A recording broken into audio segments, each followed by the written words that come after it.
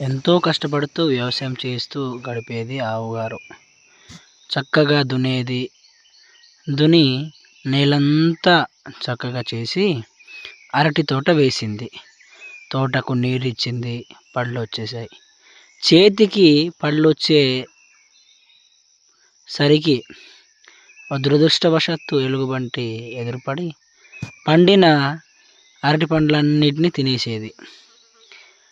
ఎందుకు నువ్వు ఇలా చేస్తున్నావు అని ఒకరోజు ఆవు అడిగింది ఎలుగుబంటిని.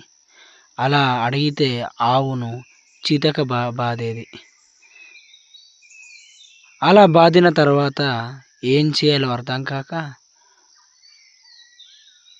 ఆవు పోలీసులకు ఫోన్ చేసింది.